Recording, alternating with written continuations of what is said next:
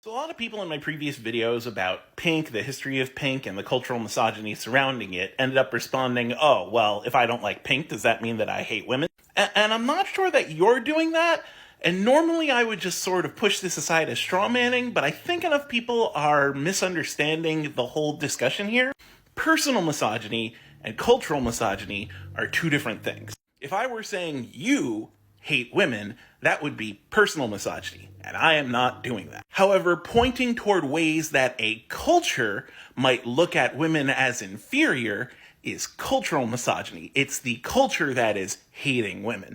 In this case, if we say pink is for girls, and then we tell boys that boys can't wear pink because it would make them seem girly, but don't do the same thing for girls and other colors that signify boyhood, like blue. Women wearing blue dresses, for example, is very common. Then it's clear that this isn't a matter of gender identity. We are signifying pink as feminine and signifying feminine as lesser. Women can wear blue just fine because blue is masculine and blue is considered superior. But boys can't wear pink without it affecting their masculinity or somehow making them lesser. Culturally, that idea is misogynist. It is baked into the idea that pink equals girl and girl equals bad.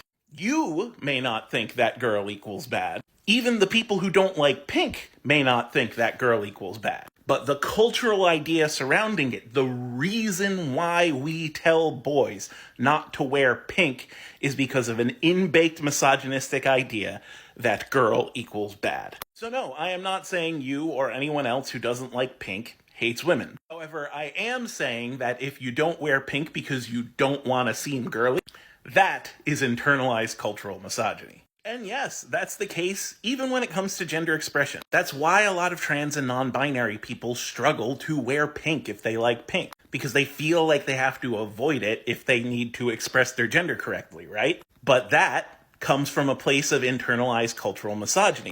And if you could remove that, then they could be comfortable wearing whatever color they like and expressing whatever gender they like. Wearing pink shouldn't make you any less of a man, so it shouldn't deaffirm your gender to wear pink. And it takes a lot of trans and non-binary people, a lot of therapy, and a lot of unpacking to get to that point because of how internalized this cultural misogyny is. So yeah, there's nothing wrong with not liking pink. But the idea that pink has to be avoided because being girly is bad, that's the misogyny I'm talking about.